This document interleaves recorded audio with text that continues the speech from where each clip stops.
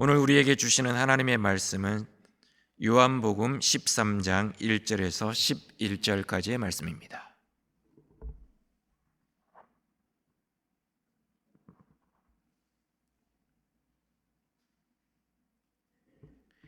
제가 가지고 있는 신약성경 169면 요한복음 13장 1절에서 11절까지의 말씀입니다.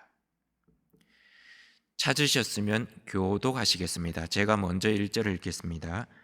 유월절 전에 예수께서 자기가 세상을 떠나 아버지께로 돌아가실 때가 이른 줄 아시고 세상에 있는 자기 사람들을 사랑하시되 끝까지 사랑하시니라.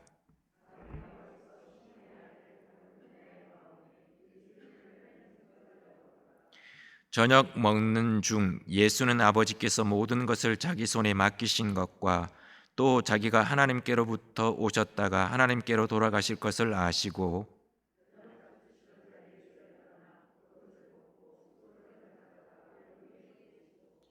이에 대야에 물을 떠서 제자들의 발을 씻으시고 그 두르신 수건으로 닦기를 시작하여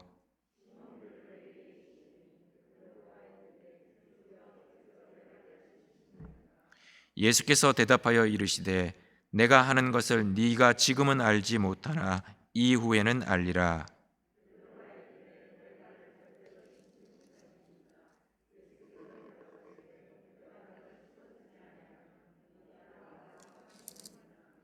시몬 베드로가 이르되 주여 내 발뿐 아니라 손과 머리도 씻어 주옵소서.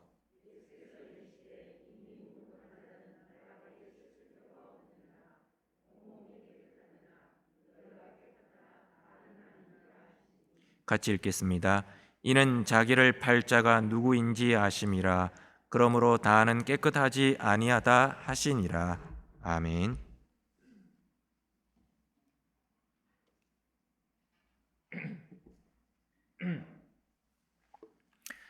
허구한 날 술만 마시고 매일같이 늦게 들어오는 남편이 있었습니다.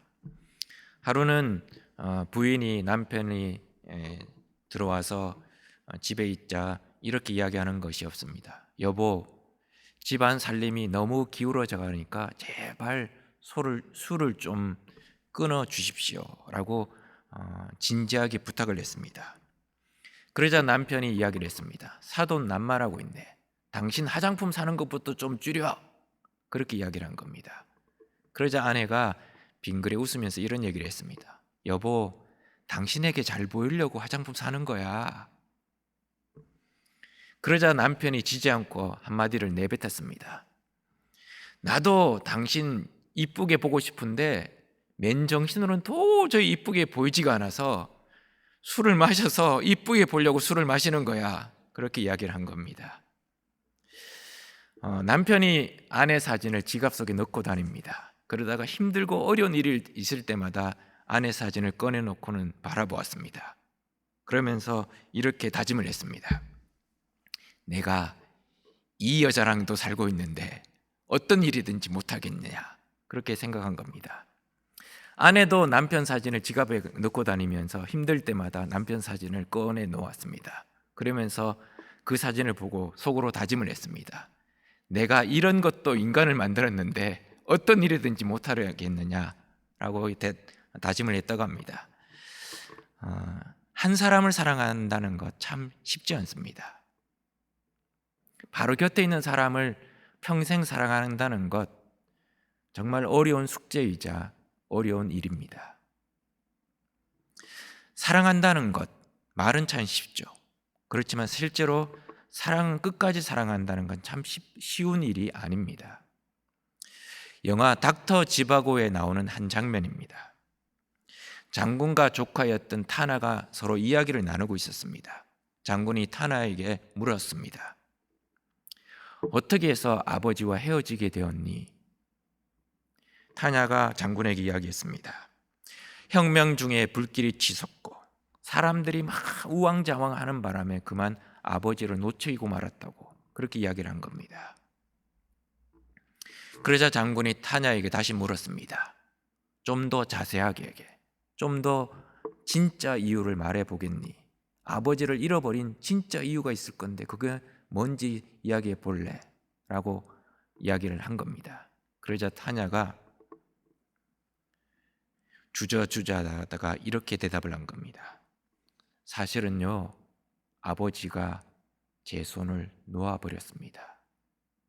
아버지가 그 난리통에 내 손을 놓아버렸습니다. 그래서 아버지를 잃어버렸습니다. 장군은 잠시 침묵을 하다가 이렇게 말했습니다. 네가 아버지라고 알고 있는 그 사람,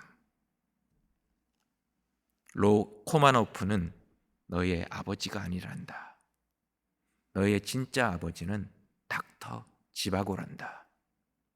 만약에 코마노프가 너의 진짜 아버지였다면 아무리 불이 나고 혁명의 와중에 있다고 할지라도, 사람들이 우왕좌왕하는 난리통에 있다고 할지라도, 너의 진짜 아버지였다면 너의 손을 놓지 않았을 거야. 너의 손을 끝까지 붙들고 있었을 거야. 어떻게 보면 이건 타냐의 이야기만이 아닙니다.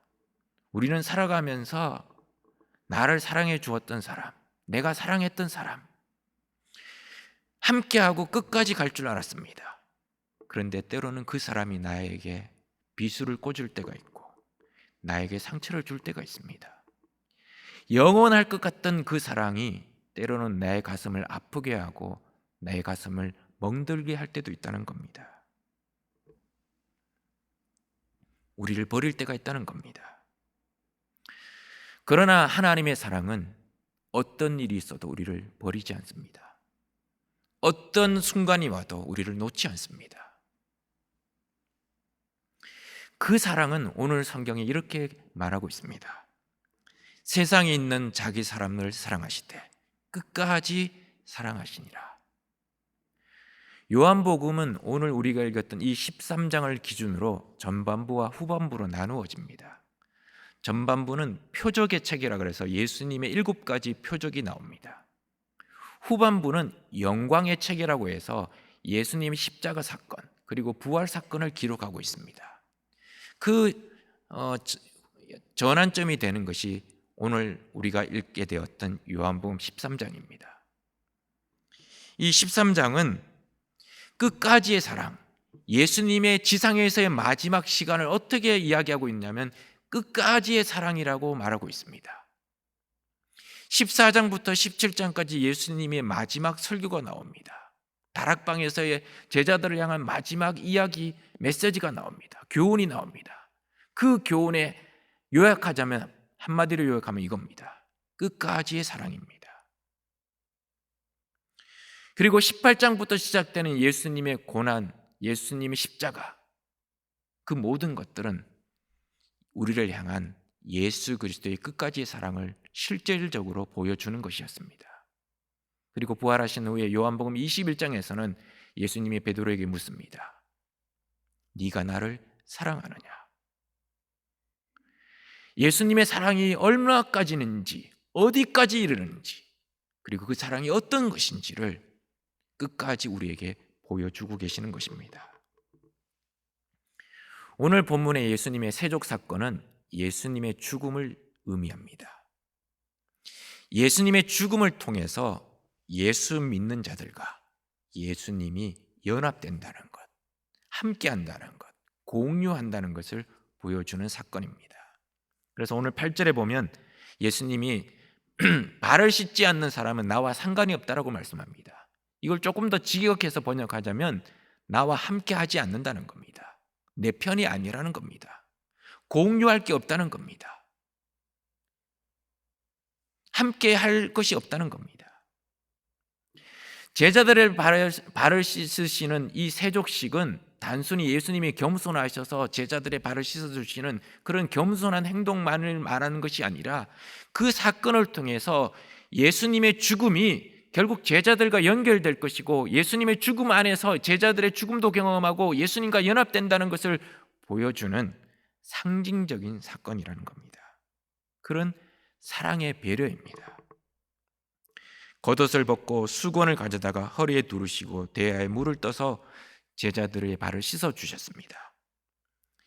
유대 땅에서 허리에 수건을 두른다는 것은 일을 한다는 겁니다.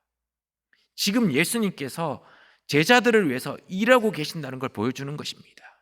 예수님의 사랑은 그냥 입으로만의 사랑이 아니라 행동하는 사랑이라는 것을 보여주고 계시는 것입니다. 일하고 계시는 사랑이라는 것을 보여주고 계시는 것입니다. 그러자 베드로가 물었습니다. 어찌하여 선생님이 제자인 저희들의 발을 씻어주십니까? 저희들이 오히려 선생님의 발을 씻어야 되는데 라고 예수님의 행동을 말립니다. 거부합니다. 예수님의 세족을 거부하는 것은 예수님께서 자신의 생명을 내려놓으시면서까지 주신 사랑을 거부하는 것입니다. 베드로는 자기 열심으로 예수님이 자신의 발을 씻는 것이 용납이 되지 않았습니다. 그것을 거부했습니다.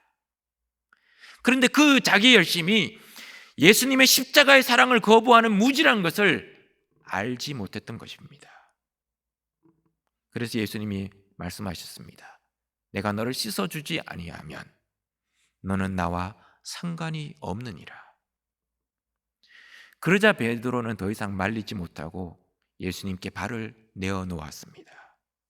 그러면서 오히려 선생님, 그러면 제 발뿐 아니라 제 손과 머리까지 씻어 주십시오라고 말하게 되었던 겁니다. 예수님이 10절에서 이렇게 말씀하셨습니다. 이미 목욕한 자는 발밖에 씻을 필요가 없느니라. 온몸이 깨끗하니라.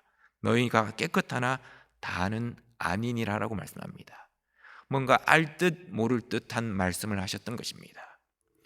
여러분 한번 이 장면을 생각해 보고 상상해 보십시오. 예수님은 자신의 죽음이 임박했다는 것을 알고 계셨습니다. 사랑하는 성도 여러분, 죽음을 앞두고 있는 환자를 본 적이 있으십니까? 목회를 하다 보면 종종 임종이 임박한 성도들로부터 오셔서 임종 예배를 드려달라는 요청을 받을 때가 있습니다. 마지막 생명의 불꽃이 꺼져가는 그 순간 가족들과 함께 하거나 아니면 사랑하는 사람들과 함께 있을 때 그 생명이 꺼져가는 그 순간에 그분들의 하는 모습, 표정, 말 이런 것들을 들을 기회들이 여러 번 있었습니다. 죽음이 임박하자 가까운 사람, 사랑하는 사람들과 자신의 진심을 나눕니다. 여보, 그동안 당신 때문에 행복했어. 얘들아, 내가 너희들의 아빠였다는 것이 너무 자랑스러웠단다. 너희들이 이렇게 훌륭히 커서 훌륭한 사람이 된 것이 너무 고맙고 고맙단다. 그런 진심을 이야기합니다. 9.11 테러가 일어났을 때에 비행기가 뉴욕에 있는 세계 무역센터 빌딩을 직진해서 충돌했습니다. 충돌하기 직전에 많은 그 비행기에 타고 있던 사람들이 휴대전화를 꺼내서 가장 사랑하는 사람들에게 전화를 했습니다. 그들이 남긴 마지막 말은 I love you 또는 Thank you였습니다. 가슴 속에 묻어두었던 진심, 하고 싶었던 진심을 마지막 순간에 가족들에게, 사랑하는 사람들에게 전했던 것입니다. 죽음이 코앞에 닥친 예수님은 어떠셨을까요? 더군다나 예수님은 오늘 2절 말씀에 보면 마귀가 벌써 시몬의 아들 가룟 유다의 마음에 예수를 팔려는 생각을 넣었더라고 기록하고 있습니다.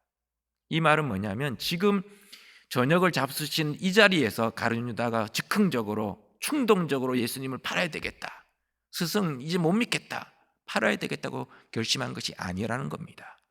이미 그 마음속에 예수님을 팔려는 생각이 있었고 그것을 지금 차근차근 준비하면서 때를 기다리고 있었다는 겁니다. 그걸 예수님이 이미 알고 계셨다는 겁니다. 10절에서 11절 말씀에 보면 성경이 이렇게 기록을 합니다. 베드로의 발을 씻으시면서 이미 목욕한 자는 발밖에 씻을 필요가 없느니라. 온몸이 깨끗하니라. 너희가 깨끗하나 다는 아니니라 하시니 이는 자기를 팔 자가 누구인지 아심이라고 기록합니다. 이 당시 이때 예수님은 가룟 유다가 예수님을 팔 것임을 알고 계셨다는 겁니다. 그런 상황에서 저녁을 먹으시면서 제자들의 발을 씻으셨던 것입니다. 얼마나 괴로우셨으면 성경이 13장 21절에 보면 이렇게 기록을 하고 있습니다. 예수께서 이 말씀을 하시고 심령이 괴로워 정언하여 이르시되 내가 진실로 진실로 너희에게 이르노니 너희 중 하나가 나를 팔리라 하시니 라고 기록하고 있습니다. 심령이 괴로워서 말씀하셨다는 겁니다. 마음이 너무나 아파서 말씀하셨다는 겁니다. 그런 상황 속에서 저녁을 드시다가 갑자기 일어나셨습니다. 그리고 대야에 물을 떠와서 허리에 수건을 두르고 제자들의 발을 씻어주기 시작하셨던 겁니다. 그건 무엇을 말하는 것일까요? 죽음 직전 예수님의 진심을 보여주고자 하셨다는 것입니다. 예수님의 그 정말 간절한 마음을 제자들에게 몸소 보여주고자 하셨던 것입니다. 성경은 누구의 발부터 씻어주셨는지를 기록하고 있지는 않습니다. 그러나 저는 이 본문을 묵상할 때마다 드는 생각이 아마 가룟 유다의 발부터 씻어주지 않으셨을까라고 생각이 됩니다. 예수님은 가룟 유다가 예수님을 팔 것을 알고 계셨습니다. 그걸 아시면서도 같은 상에서 밥을 같이 들고 계셨던 겁니다. 그러면서 마지막으로 제자들에게 예수님이 얼마나 그들을 사랑하는지를 보여주기 위해서 발을 씻어주고자 하셨던 겁니다. 예수님은 가룟 유다의 발을 씻으시면서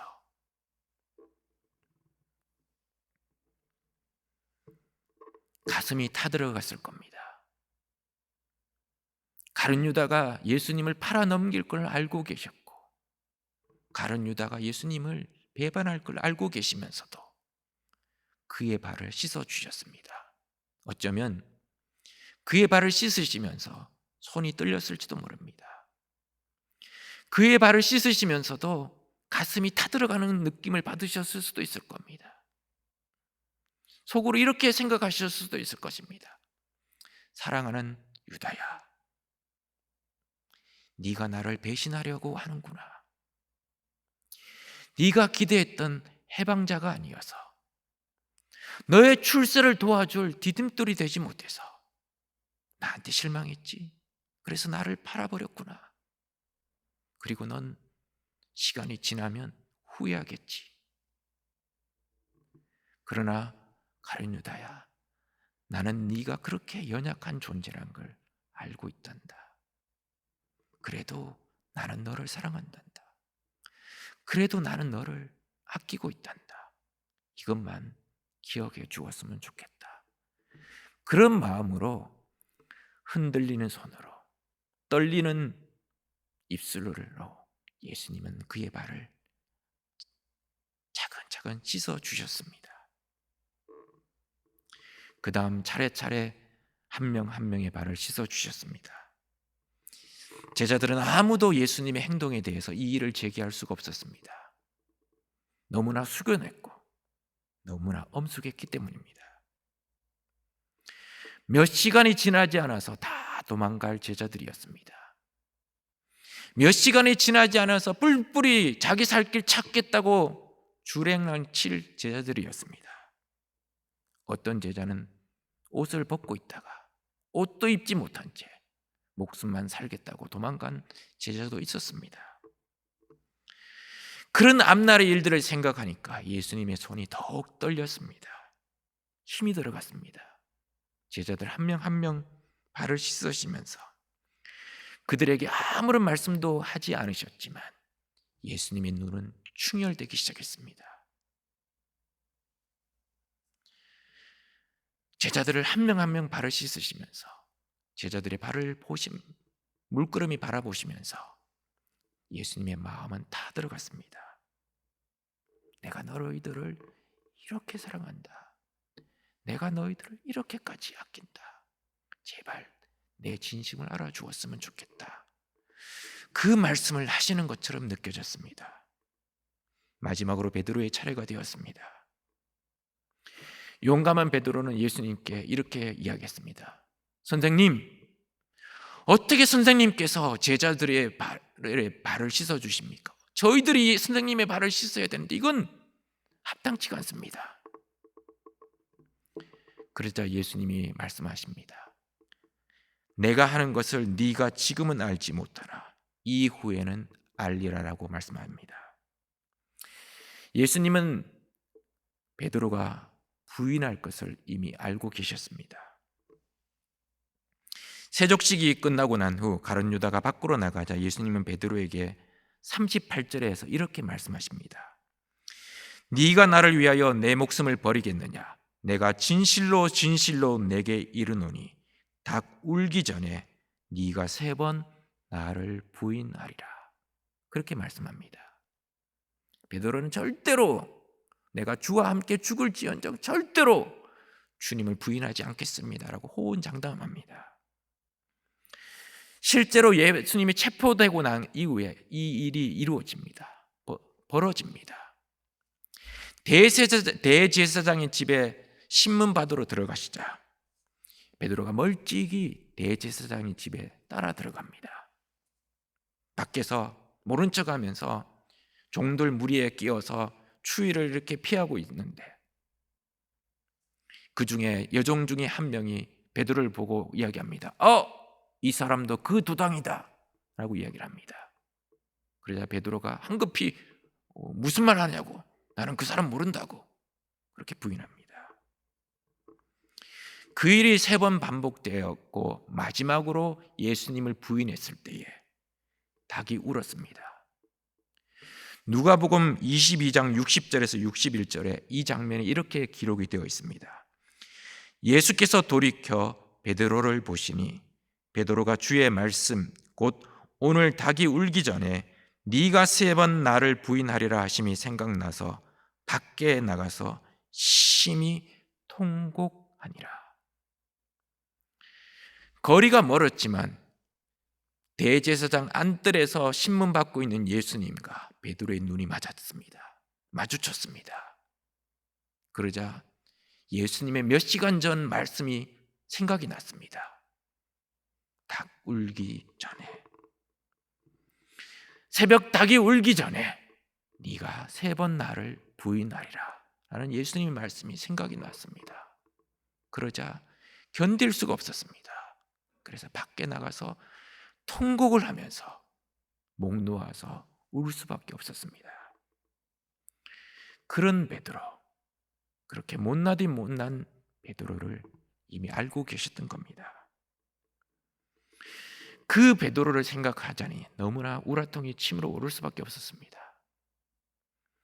아무리 생각해도 어떻게 네가 그럴 수 있느냐? 내가 너를 얼마나 아끼고 사랑했는데 네가 나를 부인할 수 있느냐? 생각하니까 그 배신감에 치를 띨 수밖에 없었습니다. 그 모욕감에 손이 떨릴 수밖에 없었습니다. 그렇지만 예수님은 끝까지 그 베드로의 발까지 정성스럽게 씻어주시고 닦아주셨습니다. 예수님의 눈에서 피눈물을 흘리게 할 베드로인 걸 아셨지만 그럼에도 불구하고 그런 베드로까지도 사랑하셨다는 것을 예수님은 세족을 통해서 보여주고 계셨던 것입니다. 어머니와 단둘이 사는 청년이 있었습니다. 이 청년이 뜻하지 않게 교통사고를 당해서 그만 두 눈이 실명되고 말았습니다. 실명되고 난 다음에 이 청년이 너무 깊은 절망에 빠졌습니다. 세상을 원망하면서 자신의 이 상태를 저주하면서 어떻게 나한테 이런 일이 있을 수 있냐고, 어떻게 다른 사람도 아닌 나한테 이런 일이 있을 수 있냐고 막 절규를 하면서 세상을 원망하고 자신을 원망했습니다. 어느 누구하고도 말하지 않으려고 했습니다. 세상과의 모든 문을 단절했습니다. 그리고 집안에 지내고 말았습니다. 그런 아들을 바라보는 어머니의 심정은 타들어갔습니다. 어떻게 할 수가 없었습니다. 그러다가 기쁜 소식이 들려왔습니다. 병원으로부터 전화가 걸려왔습니다. 안구 기증자가 나타났다는 기쁜 소식이 들려왔습니다. 그래서 그 안구를 수술을 하자고 라는 소식이 들려왔습니다. 그런데 그 안구가 2개의 안구가 아니라 1개의 안구밖에 기증이 안 된다는 소식을 알자 또 원망하는 겁니다. 한쪽 눈만 뜨면 무슨 소용이 있냐고, 애꾸눈이 되어서 세상을 어떻게 살아가겠냐고, 사람들이 나를 어떻게 바라보겠냐고 또 원망하는 것이었습니다. 어머니는 아들의 눈이 그래나마 한쪽을 기증을 받아서 정상 시력을 회복할 수 있다는 기쁨에도 불구하고 그 한쪽 눈밖에 없다는 그 아들의 원망 때문에 마음이 참 어려웠습니다. 그렇게 하다가 결국에는 안구 기증을 받고 수술을 하게 되었습니다. 수술이 다 끝나고 이제 회복이 다 끝나고 난 다음에 마지막으로 이제 그 눈에 들은 붕대를 푸는 날이었습니다. 의사와 간호사와 어머니와 함께 그 아들의 붕대를 푸는 날, 그 아들이 자신의 눈에 감긴 붕대를 풀었습니다. 그리고 살며시 눈을 떴습니다. 그런데 눈을 뜨자마자 이 아들은 눈물을 흘릴 수밖에 없었습니다. 왜냐하면 자신의 눈앞에 한쪽 눈이 실명이 된, 한쪽 눈이 없는 어머니를 보게 되었기 때문입니다. 어머니가 그 아들을 향해서 이렇게 이야기를 했습니다. 얘야, 사실은 내 2 눈을 다 주고 싶었단다. 그런데 2 눈을 다 주면, 내가 실명이 되면 나한테 짐이 될까 싶어서 하나밖에 주지 못했단다. 아들은 그 어머니의 잃어버린 한쪽 눈을 보면서 울 수밖에 없었습니다. 자신을 살리고자 어머니가 그렇게 자신에게까지 한쪽 눈을 준 그 모습을 보면서 차마 말을 이을 수가 없었습니다. 그것이 어머니의 사랑입니다. 세상에 어떤 사랑도 그 사랑보다 더 위대하고 더 높은 사랑은 없습니다. 아들을 살리고자 자신의 한쪽 눈까지 주고만 그 사랑, 어머니의 사랑은 위대하고 어머니의 사랑은 놀라운 사랑입니다. 그러나 그 사랑보다 더 위대하고 놀라운 사랑이 성경에 기록된 예수 그리스도의 사랑입니다. 주님은 이 세상에 있는 자기 사람들을 사랑하시되 끝까지 사랑하셨습니다.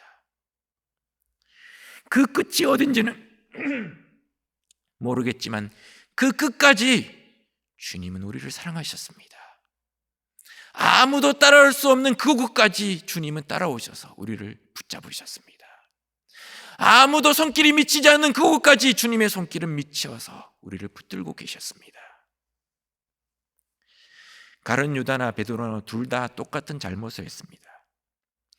스승이신 예수님의 가슴에 대못을 박았습니다. 예수님을 팔아넘긴 사람이라, 예수님을 부인하고 저주까지 한 사람이라 사실은 독인 객인입니다. 별 차이가 없습니다. 그런데 가룟 유다와 베드로는 차이가 생겼습니다. 한 사람은 자살로 자신의 인생을 마감했고 한 사람은 회개하고 돌이켜서 예루살렘 교회를 이끌고 초대교회의 위대한 사도가 되었고 초대교회 지도자가 되었습니다. 어떤 것이 이 2 사람 사이를 이렇게 다르게 결론짓게 했을까요? 예수님의 그 끝까지의 사랑을 깨달았느냐 깨닫지 못하느냐의 차이뿐입니다. 가룟 유다는 예수님을 팔고 난 다음에 후회했습니다. 자신의 스승을 팔았다는 그 죄책감 때문에 견딜 수가 없었습니다. 너무 후회스럽고 너무 자신이 미워서 어떻게 해볼 도리가 없었습니다. 그래서 결국 자신이 받은 그 몸값을 다시 돌려주었습니다. 그리고는 가서 목매어 자살했습니다. 베드로도 닭이 오는 그 순간 너무 자괴감이 들어서 밖에 나가서 통곡했습니다. 스승을 부인했고 더 나아가서 스승을 저주까지 했던 자신이 너무나 미치도록 미웠습니다. 그렇지만 그는 자살하지 않았습니다. 도리어 회개하고 예수님의 복음을 끝까지 전하다가 로마에 가서 십자가에 거꾸로 매달려서 순교까지 하게 되었던 것입니다. 베드로는 자신의 잘못을 뉘우치고 후회했지만 똑같이 가룟 유다도 후회했지만 베드로는 자신의 잘못을 뉘우치고 회개한 것보다도 그런 자신까지 사랑해 주신 예수 그리스도의 그 끝까지의 사랑을 다시 깨달았기 때문입니다. 짐승만도 못한 자신을 끝까지 놓치지 않고 붙들려고 하셨던 그 주님의 그 사랑을 깨달았기 때문에 그는 돌아올 수 있었던 것입니다. 곽선희 목사님이 가끔씩 설교에 잘 인용하시는 옛날 가요가 있습니다. 홍민의 웨딩 드레스라는 가요입니다. 그 가요에 보면 가사가 이렇습니다.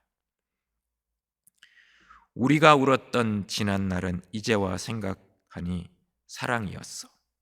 우리가 미워한 지난 날도 이제와 생각하니 사랑이었어. 우리를 울렸던 비바람도 이제와 생각하니 사랑이었어.